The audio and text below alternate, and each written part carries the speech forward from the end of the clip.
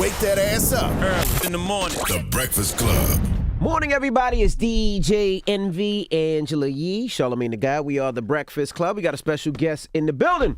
Yes, indeed. Brother Nuri Muhammad. Welcome back, sir. Thank you, sir. It is an honor to be on the airways with you, Brother DJ Envy, and the great Charlamagne the Guy. Yes, sir. Student Minister of the Honorable Minister Louis Farrakhan. You serve out of Moss number 74, right? Yes, sir. In Indianapolis. Indianapolis. How is that in Indiana? How did they receive the brothers in Indiana? Klan country. It's Klan country. Birthplace of the Ku Klux Klan. Yeah. Unfortunately, the fact that we never went through the civil rights movement or even the revolutionary movement, it makes that environment a little more challenging.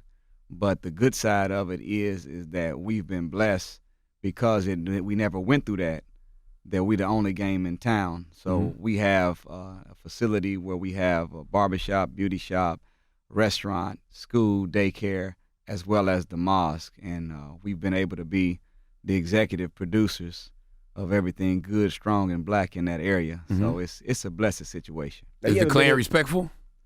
Yeah, I mean, no such thing as a respectful Klan member, but just as the great judge said that they don't, Klan doesn't wear white sheets anymore.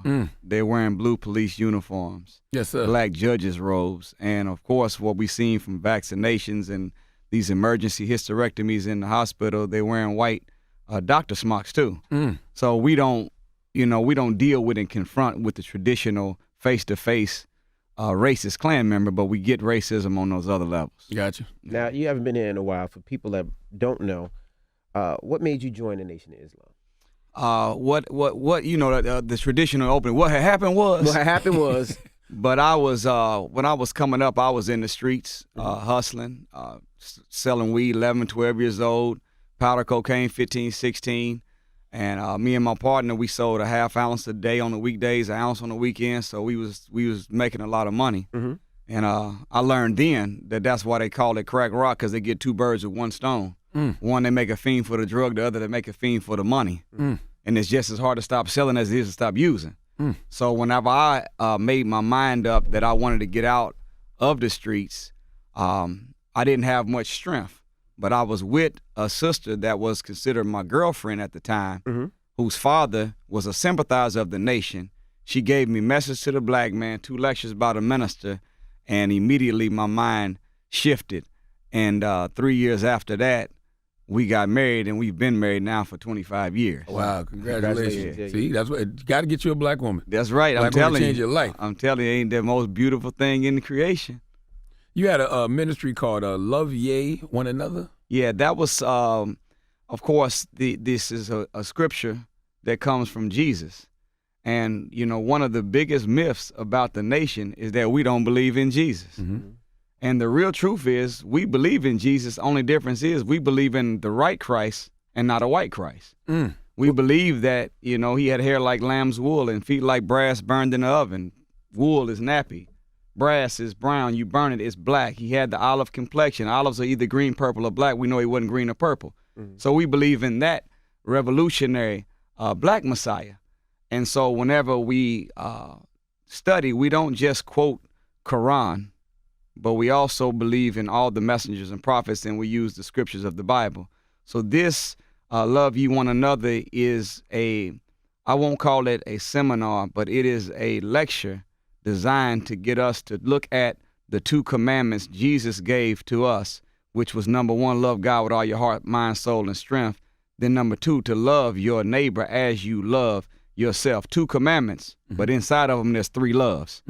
So that love of self becomes the nucleus by which we can properly love our brothers, sisters, or our neighbors. So it's been a campaign that we've been able to take to maybe 35 cities over the last 18 months to be able to get our people to renegotiate their contract with their own self-worth and their self-esteem and begin to know who they are and whose they are, that we can have a greater expectation and manifest black excellence. I always feel like, your first, last, and best love is self-love. And they say if you don't love yourself, it's impossible for you to love other people. But what about when your neighbor is a devil, when your neighbor is evil, Well, this is and then you go to another scripture from Jesus. He said, do unto others as you would have them do unto you. The Honorable Elijah Muhammad was riding with the minister one day, actually driving, and the minister was riding with him. And he asked the Honorable Minister Louis Farrakhan, he said, brother, what is the true religion of God? And the minister said, Islam. And the messenger, the Honorable Elijah Muhammad, didn't say yes or no. He said, brother, the true religion of God is to do unto others as you would have them do unto you. Unfortunately, we like to put a footnote on it. It's the golden rule, but we turn it into the rusty platinum or the rusty aluminum rule when we treat other people the way they treat us. So if you have someone that's your brother or your neighbor and they are other than their own self, your job is to treat them the way you want to be treated, not treat them the way they treat you. So I think that it's a test. When you are in human interaction, we test each other all the time. There's a verse in the Holy Quran that says that God would try us by the means of other people. So people know how to test you. But the test is whether or not you can treat them in spite of the way they act, the way you want to be treated, not the way they treat you. Now, what about slave masters now? Because I feel like that's probably what kept slaves as slaves. Well, in that situation, that's the mathematical computation that justifies revolution. There you go. You know, so you never allow somebody to hurt or abuse you. Mm-hmm. I'm not saying turn the other cheek to the extent that you end up suffering. You know, we believe that if you attack us, we fight with those who fight with us, but we're never the aggressor. Mm-hmm. You attack me with words, we respond with words. You attack physically, we respond physically. Absolutely. And we've had some situations, and every now and then we have to lay hands on people in Jesus' name. Healing hands. That's all. Until they start speaking in tongues, you know. But that so you know, that kind of, you talking about a slave master. Yeah. Then the appropriate response is not to turn the other cheek and love your enemy. The appropriate response is to Nat Turner, There you then go. Mark Vesey, Gabriel Prosser, and rise up and overthrow oppression. Yes, indeed. Yeah. Now, how do we stick together as people? Because it seems like for us, it seems like we look out for ourselves and not for the community. How do we rise up, like you said, and start looking out for each other? Man, that's a beautiful question. It ties into the original statement we talked about when we first opened the show. The Honorable Elijah Muhammad said this is the solution to all black-on-black crime, violence, and suffering. He said, knowledge of self produces love for self, and love for self causes you to do for yourself. And since you are DJ Envy, you are my brother. Base word of brother is other. You're my other self. So if I know me, love me, and am doing right by me, I'm going to treat my other me the same way. I can't rob from my other me. I can't lie to my other me. I can't steal from my other me. And what happens is when we see each other like that, then as my brother, see, if I'm your brother, my daughter's your niece and your son is my nephew. That's right. So every problem become a family problem. That's right. So we return our mind back to, just by saying brothers and sisters, back to the old axiom we had before we were kidnapped and Caucasianized and Westernized. We used to say it takes a village to raise a child. Mm-hmm.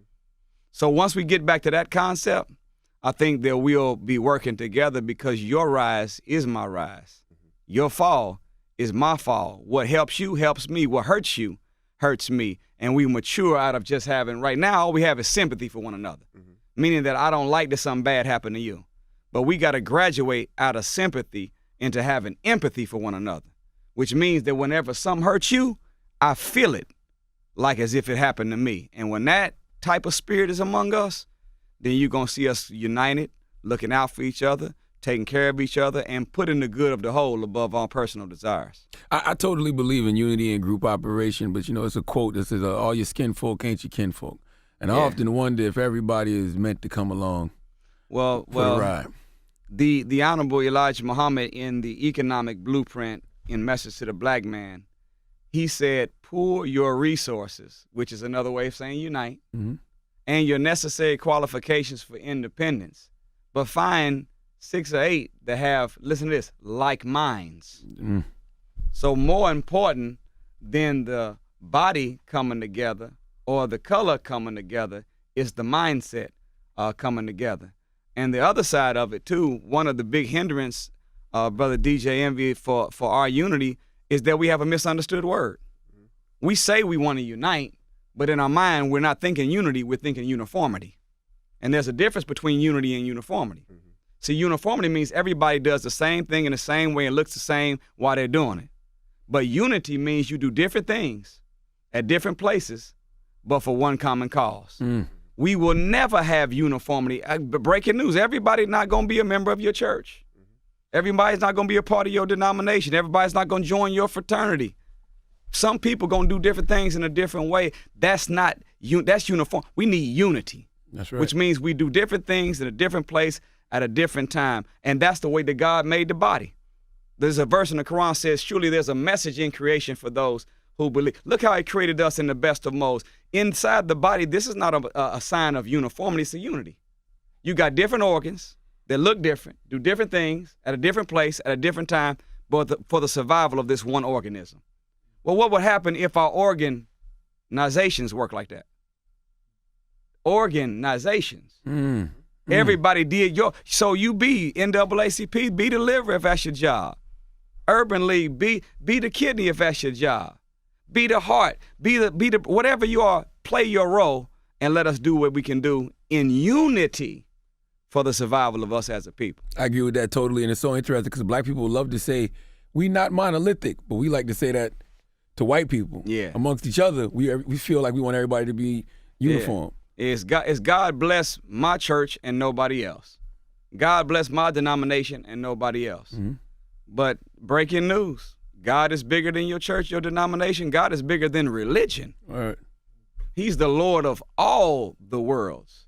And he's the master of this day that we live in called judgment. So he's moving the chess pieces as he does. And that's why I am I'm so in love with the way and the word of the Honorable Minister Louis Farrakhan, because he represents to me the perfected representative of God in the way a human being should be.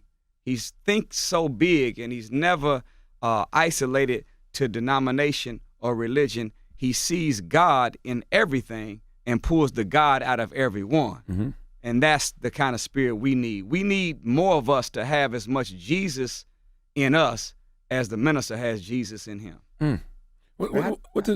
I was going to say, when they removed them off social media, what was the effects and what were your thoughts? Let's not say remove. They banned him. Banned him. Yeah, remove sound too sexy.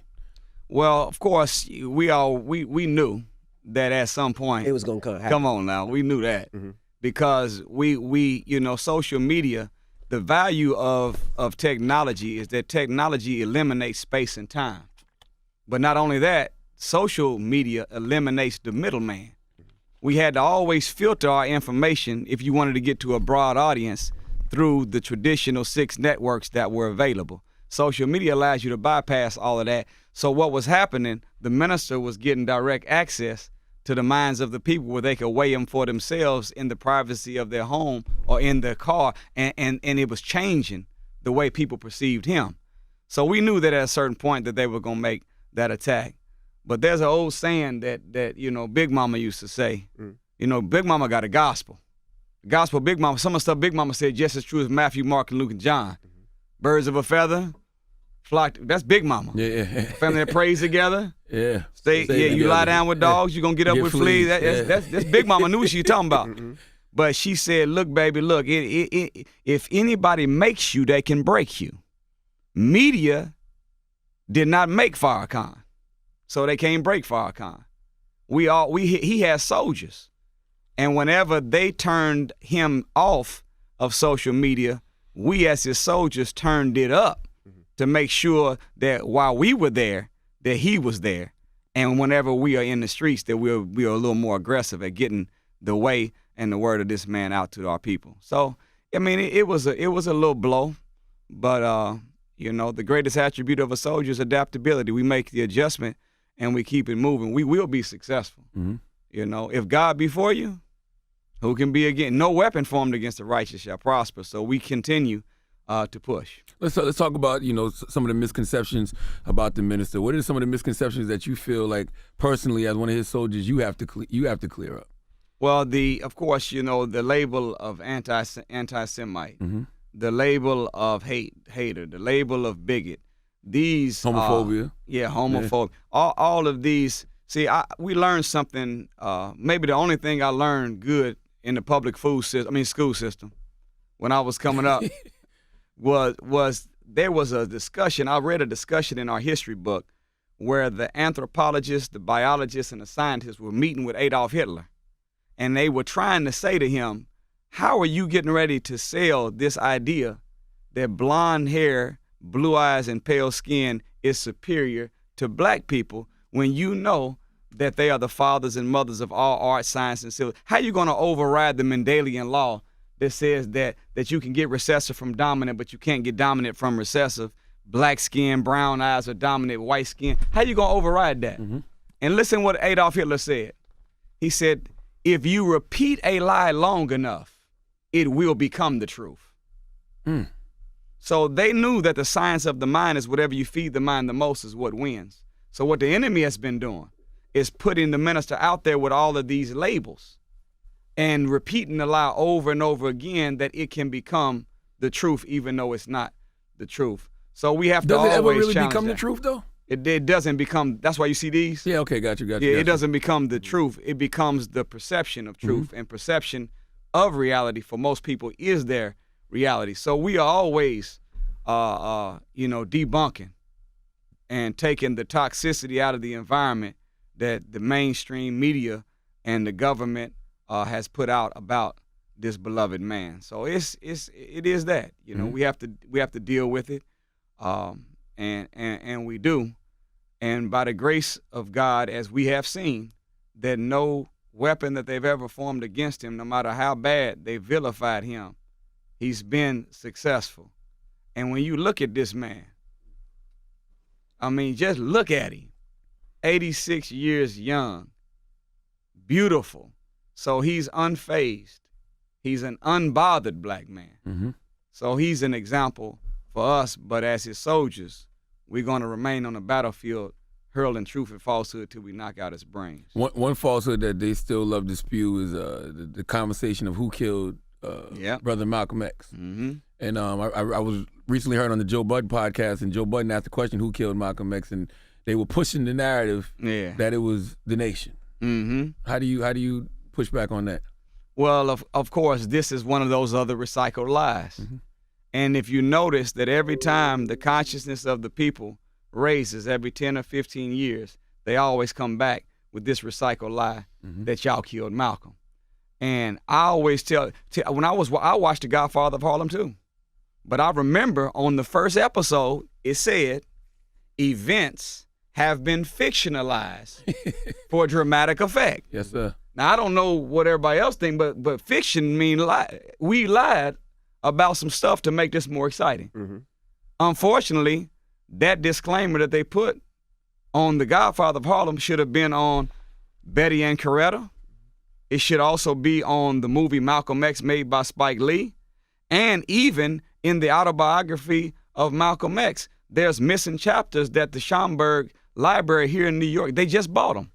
Really? There's over 13 missing chapters of the real autobiography of Malcolm X that were just purchased in the Schomburg Library that Alex right Haley now. Wrote? That Alex Haley wrote. Wow. But he excluded them because he didn't want, one, to, in his words, certain inflammatory speech by Malcolm to be in there. And the other one is the fact that what he put in the book exonerated the Nation of Islam.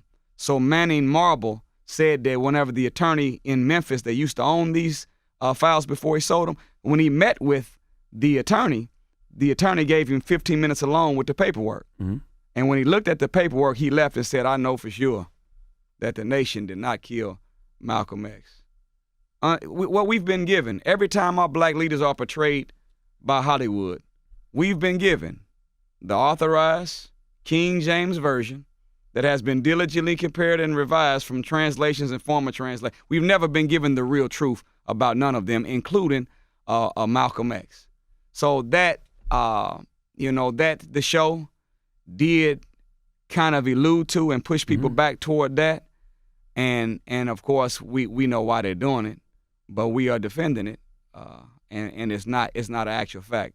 Malcolm X was not killed by the FOI. Malcolm X was killed by the FBI. Ooh, that's who killed Malcolm X.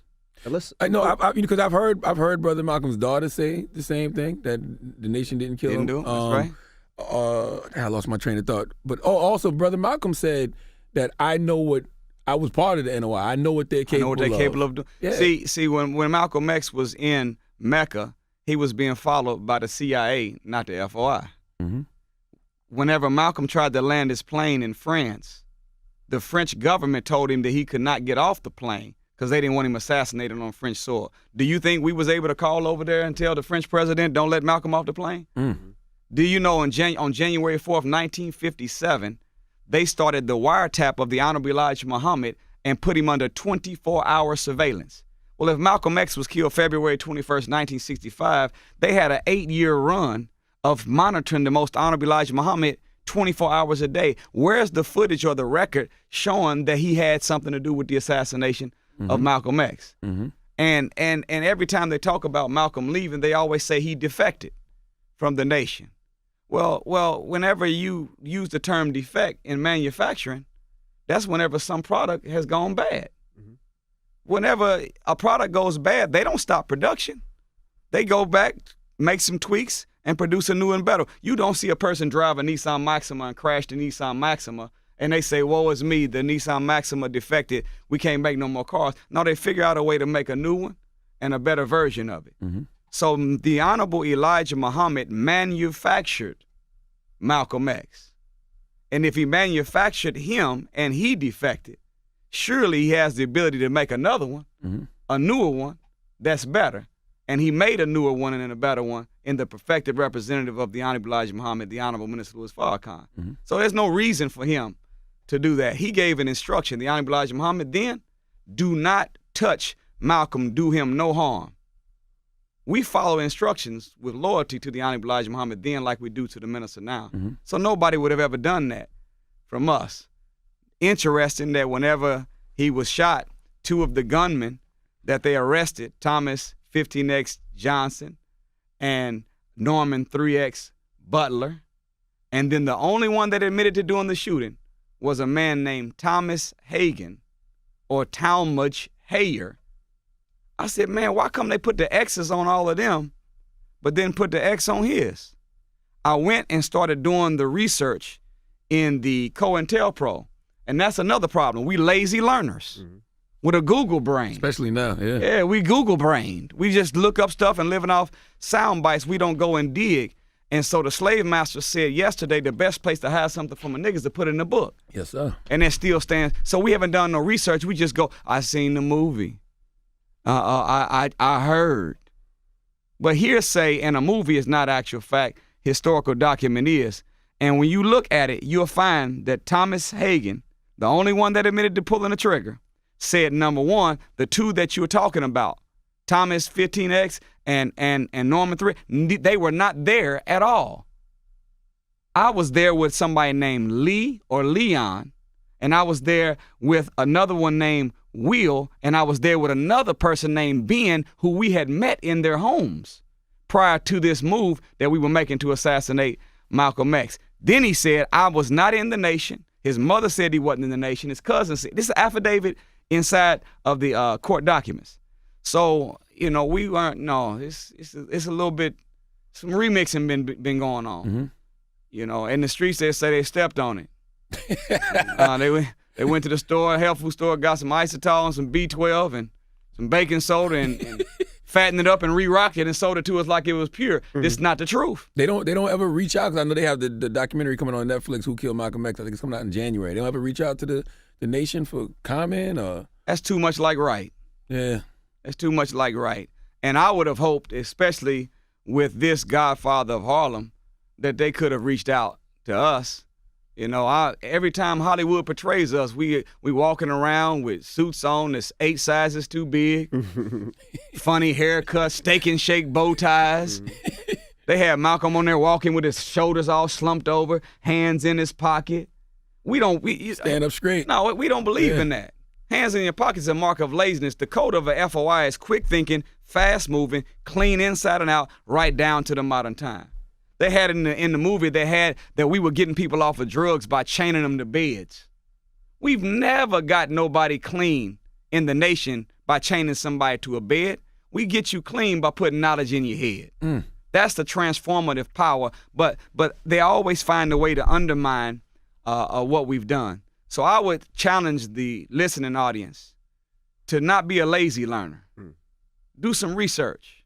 Get to COINTELPRO facts. Go study J. Edgar Hoover's counterintelligence program. Read the ones that document that they celebrated the assassination of Malcolm X. Read the documents that tell you that Gene Roberts, Malcolm X's head of security, was in fact an NYPD officer and an FBI agent who talked Malcolm X out of having a search procedure that day at the Audubon Ballroom and told all the guards to bring no weapons. And when Malcolm got shot, Gene Roberts came and gave the man mouth to mouth. You don't give a gunshot victim mouth to mouth. You cover the wound so that no air can get in. Mouth to mouth. He wasn't trying to save him. He was trying to make sure that he died. Did you know Malcolm X was trying to come back into the nation before he died? No. And the Honorable Elijah Muhammad told him, well, if you want to come back, you have to put out some of the fires that you've started. Who knows? That day at the Audubon Ballroom, Malcolm might have been standing on that rostrum prepared to put out the fires, but before he can put them out, somebody opened fire on him. Not the nation. We didn't kill Malcolm X. The same people that bombed Tulsa, Oklahoma, Black Wall Street. Yes, sir. The same people that broke the Garvey movement. That killed The Martin same Luther King people Jr. that put the Tuskegee experiment that killed Dr. King. It's the same government that assassinated Malcolm X. And the way of the devil is throw the rock, hide your hand. And in this case, they didn't just throw the rock and hide their hand, but they actually threw the rock, hid their hand, and then blamed the throwing of the rock on somebody else, and it's us. But we didn't throw that rock. We didn't kill Malcolm X. Not the FOI, the FBI killed Malcolm X. What do you think about politics right now and everything that's going on with politics? Kamala Harris, Cory Booker, and everything that's going on in the Democratic Party. What are your thoughts? Politics, and it's rough, whether it's the Democrats or the Republican, it's just challenge, to Right. get involved, really. Because everything seems like it's the same flavor with a different label on it. Unfortunately, we have, I think that as a people, we have invested too much into politics and not enough into spiritual reform and economic reform of our people. We made a big mistake, I believe, in the 60s and the 50s and the 40s fighting for civil rights when we should have been fighting for silver rights. Yeah.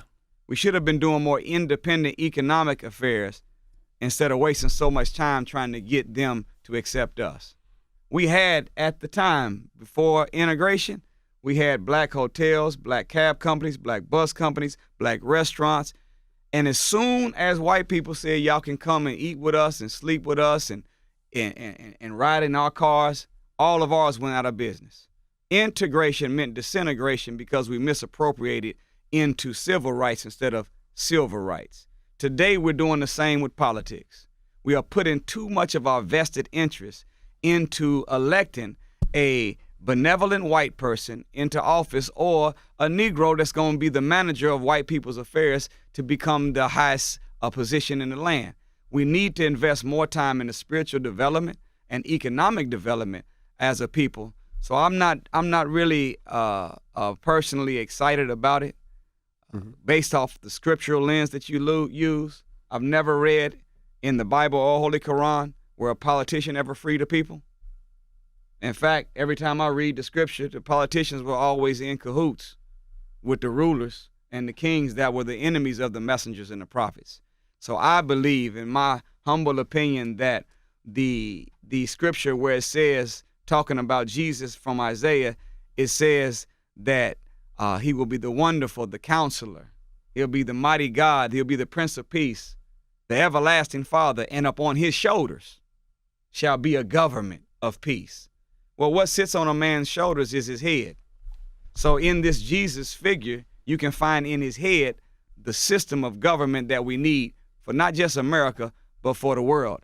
I believe that the man on the scene today, that messianic man of the moment that has that government on his shoulders, is the Honorable Minister Louis Farrakhan. Listening to that man really would save America.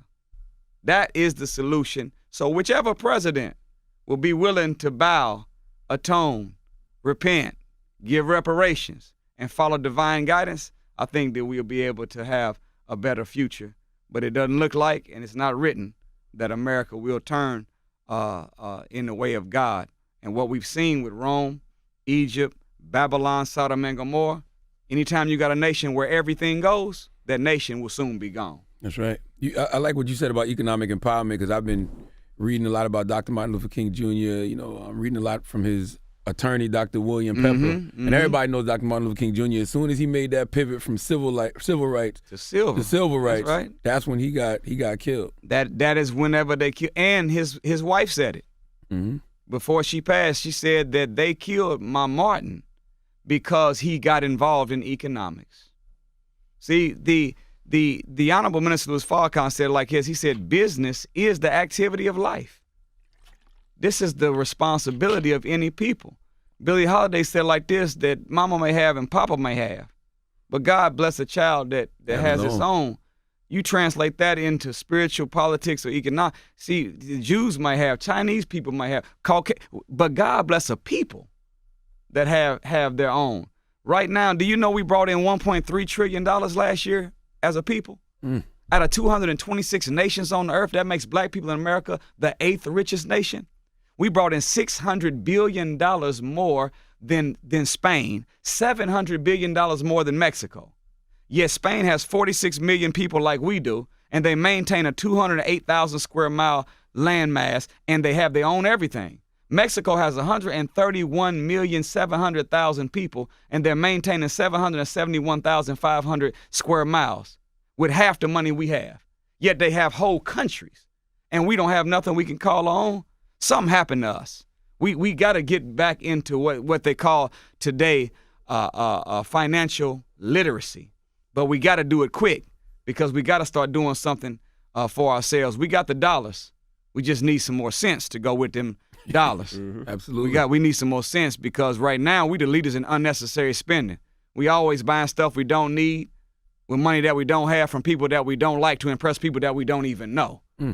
And the Negro, the black mind right now has been hardwired where happiness is connected to spending when it needs to be hardwired to investing and into saving.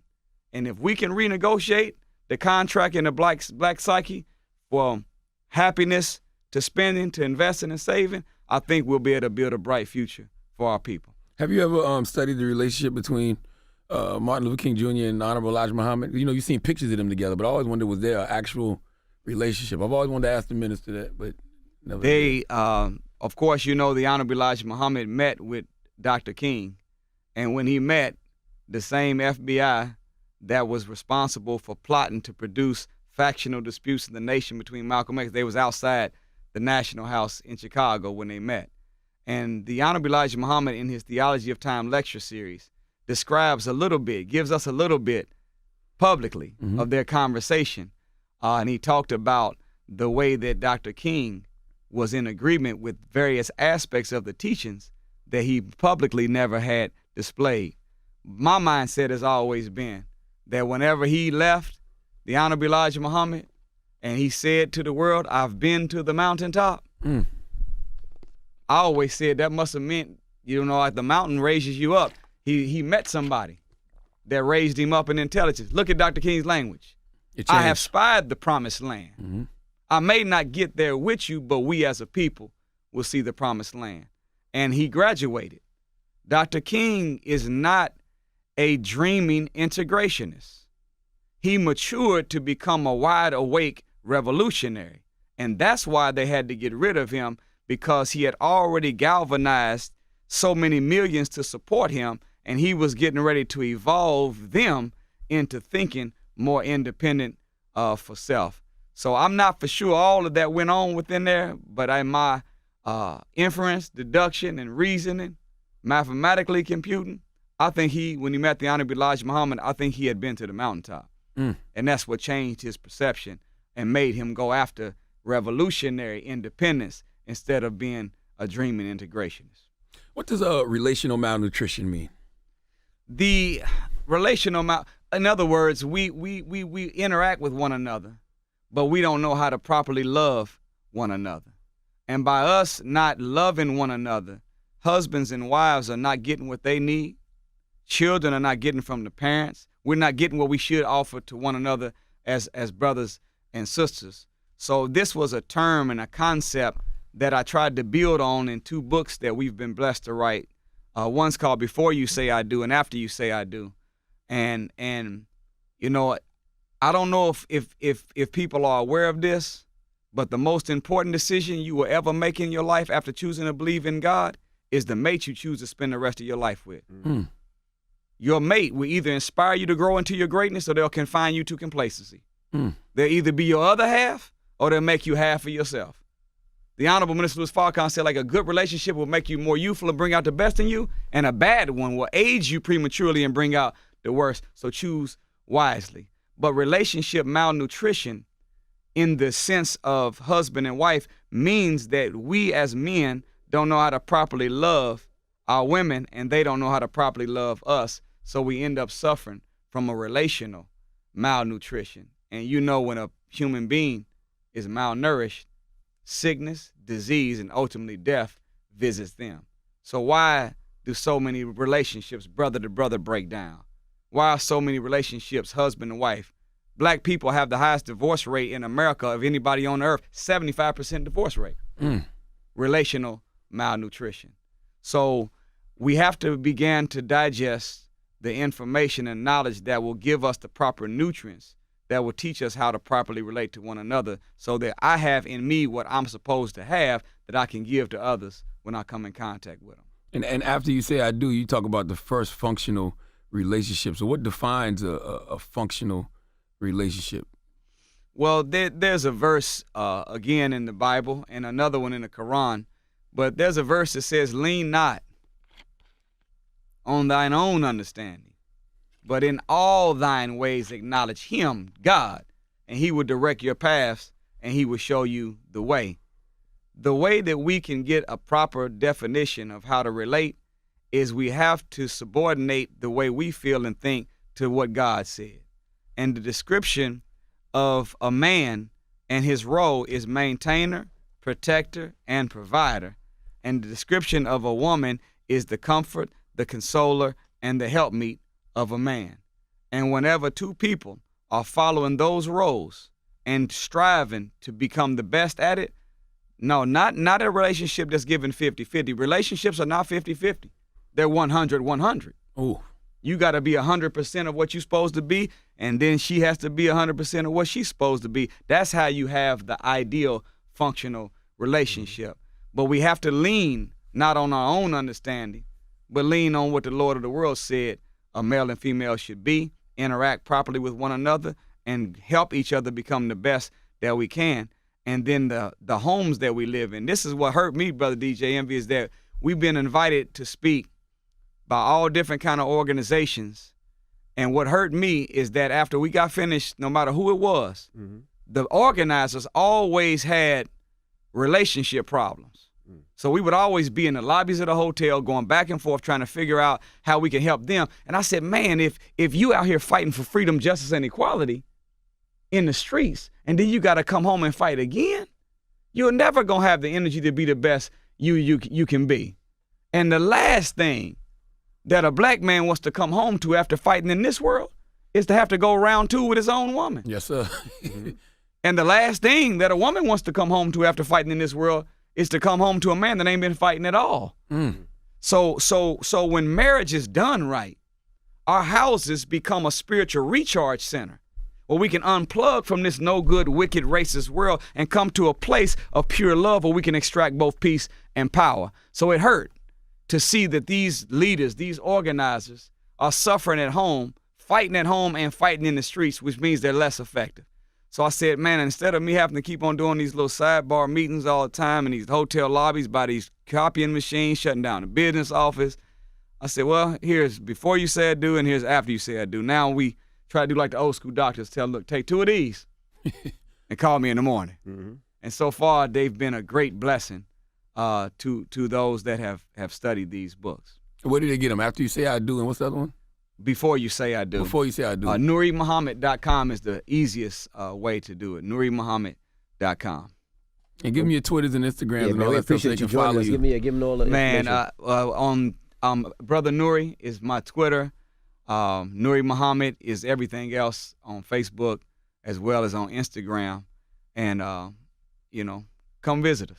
No, I'm happy that you came because I always like to, empower you as well as Brother Wesley Muhammad because, they always talk about, oh, there's only Farrakhan in the NOI. Like, nah, there's some soldiers out there that have the potential to be just as powerful. Well, the minister always tells us that. Of course, we say, no, sir. But our assignment really is not to be the teacher. We are the bearers of witness. So I always tell people, I'm not trying to teach to get you to become my student. I'm bearing witness so that you can pull your desk up next to my desk, where we both can be in the same class, learning from this master teacher that God has gifted us with, the Honorable Minister Louis Farrakhan. So I would hope that if you liked anything I had to say, if you like me and love what I had to say, you're going to love what my teacher has to say. And I would hope that our time together would inspire people more so to want to listen to him than listen to me. Yes, sir. All right. Well, thank you for joining us. Thank you, sir. And Charlamagne, you see Brother Nuri's hair? His hair real, my brother. You see Brother Yours Nuri's hair? not real. Do not compare your hair to Brother Nuri's hair. Brother Nuri's hair is real. I'm just telling you. My hair is real, He's too. lived a stress-free life. You had bacon this morning. I didn't have no bacon this morning. In decades, all right? As we said, just one time. Stop it. Brother Nuri Muhammad, thank you for joining us, brother. Thank you, sir. All right. It's The Breakfast Club. Good morning.